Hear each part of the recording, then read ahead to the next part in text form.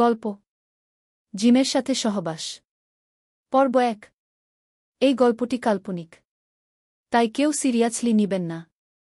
শিখো, শোনো। আমি যখন রাতে বিছানায় শুই, তখন একটা জিন আমার শরীরে খুব বাজেভাবে স্পর্শ করে।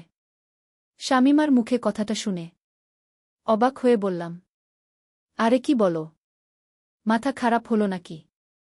কি বলছো এসব? তোমাকে জিন স্পর্শ করে মানে কি? আরে হ্যাঁ, আমি সত্যি বলছি। আমি ঘুমালে আমাকে একটা জিন এসে স্পর্শ করে। শুধু স্পর্শ করে না, আরও অনেক কিছু করে। আমি এসব মুখে বলতে পারবো না।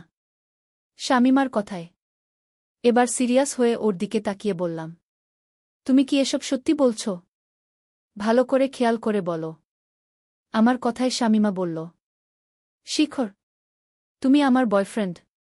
তোমার সাথে মজা করছি না, তোমার সাথে বিষয়টা শেয়ার করছি। আমি এখনও কাউকে এই কথা বলিনি। কিভাবে বলবো? এসব কথা কি অন্য কাউকে বলা যায়? কেউ কি বিশ্বাস করবে আমার কথা? তুমি আমার বয়ফ্রেন্ড হয়েও আমার কথা বিশ্বাস করতেছ না, তাহলে অন্য কেউ কিভাবে আমার কথা বিশ্বাস করবে? শামীমার কথায় তখন আমি বললাম, আসলে শামীমা, তুমি আমাকে ভুল বুঝনা। তুমি যা বলছো সেটা আমি কেন অন্য কেউই প্রথমে বিশ্বাস করবে না। আচ্ছা শামীমা, শোনো, তুমি বারবার বলছো একটা জিন তোমাকে স্পর্শ করে। তুমি কিভাবে জানলা ওটা জিন? ওটা তো মানুষও হতে পারে, তাই না? আমার কথায় শামীমা বলল, না না, ওটা মানুষ হতে পারে না। ও তো আমাকে অদৃশ্যভাবে স্পর্শ করে। তোমাকে এসব বলে বুঝাতে পারবো না। ওর কথায় তখন আমি বললাম, আচ্ছা শোনো, আজকে রাতে একটা কাজ করতে হবে। তুমি রাতের খাবার শেষে শুয়ে পড়বা। শুয়ে পড়ার আগে একটা কাজ করবা। তোমার ফোনের ক্যামেরা অন করে টেবিলের উপরে রেখে বিছানার দিকে করে ঘুমাবা। সত্যি সত্যি ঘুমাবা না, ঘুমানোর ভান করবা।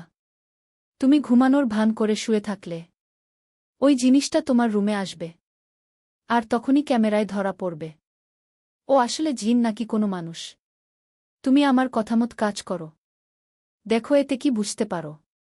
কিছু বুঝতে না পারলে তোমার মা বাবাকে বিষয়টা জানাবে, অথবা আমি তোমাকে নিয়ে কোনো হুজুর বা কবিরাজের বাড়িতে যাব।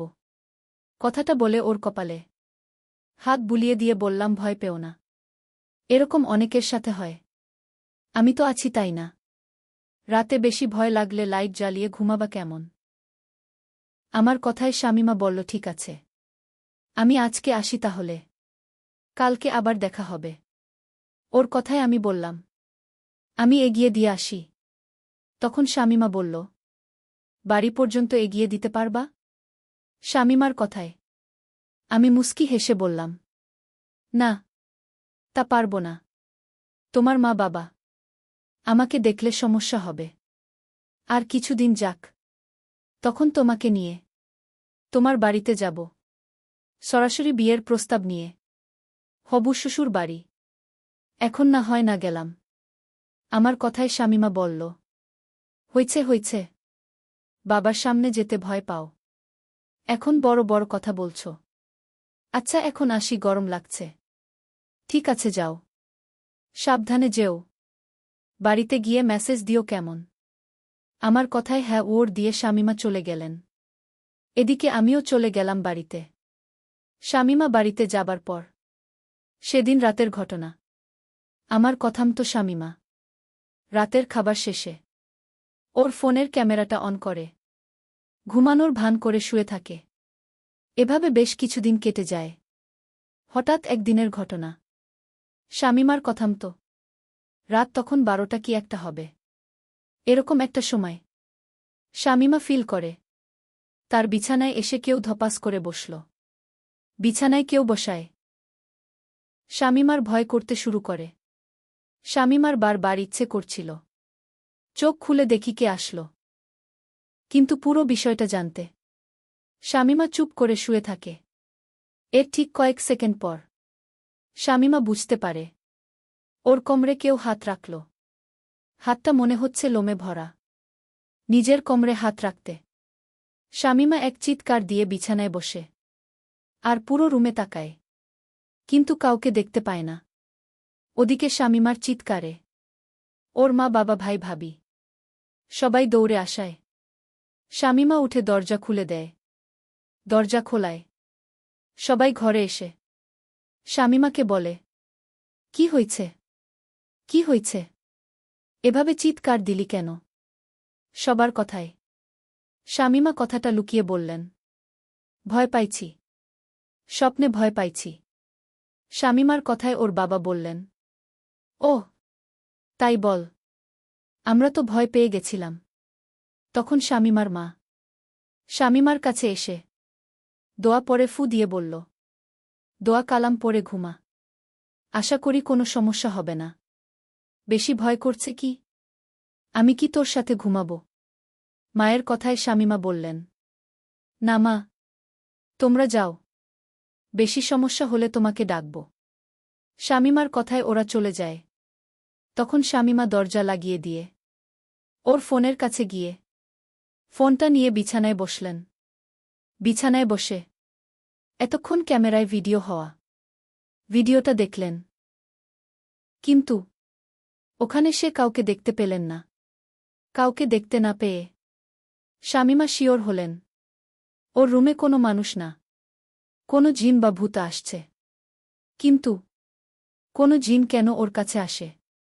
এটা ভেবে ভয়ে সেই রাতে আর ঘুমায়নি শামীমা।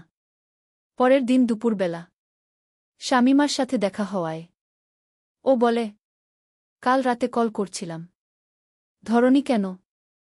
জানো কত ভয় করছিল? ভয়ে আমি ঘুমাইনি সারা রাত। শামীমার কথায় ওকে বললাম, কেন? কালকে কি কেউ আসছিল নাকি? তোমাকে যা করতে বলছিলাম করছো। মোবাইলে ভিডিও করছো। আমার কথায় ও কিছু না বলে ফোনটা বের করে আমাকে দিয়ে বলল, দেখো, ভিডিওটা দেখো। ভিডিওতে কাউকে দেখা যাচ্ছে না। ওখানে কাউকে দেখা যাচ্ছে না। অথচ আমাকে কেউ স্পর্শ করছে। আমি বুঝতে পারছিলাম ওই হাতটা ছিল লোমে ভরা। দেখো শিখর, এটা স্বাভাবিক কিছু হতে পারে না। এখন কি করব তুমি বলো? শামীমার কথায় বেশ চিন্তিত হয়ে আমার একটা বন্ধুকে কল দিয়ে ভালো একটা কবিরাজের ঠিকানা নিলাম। কবিরাজের ঠিকানা নিয়ে শামীমাকে নিয়ে চলে গেলাম সেই কবিরাজের বাড়িতে। কবিরাজের কাছে গিয়ে ওনাকে সব ঘটনা খুলে বলায় উনি বেশ কিছুক্ষণ চুপ থেকে দেখাশোনা করলেন আর বললেন, কি বললেন? কবিরাজ কি বললেন সেটা জানতে পারবেন পরের পর্বে। যারা এখনো আমার এই চ্যানেলটি সাবস্ক্রাইব করেননি তারা তাড়াতাড়ি সাবস্ক্রাইব করে বেল বাটনটি বাজিয়ে রাখুন। আর যদি ভিডিওটি ভালো লেগে থাকে তাহলে লাইক, কমেন্ট ও শেয়ার করে সবাইকে দেখার সুযোগ করে দিন।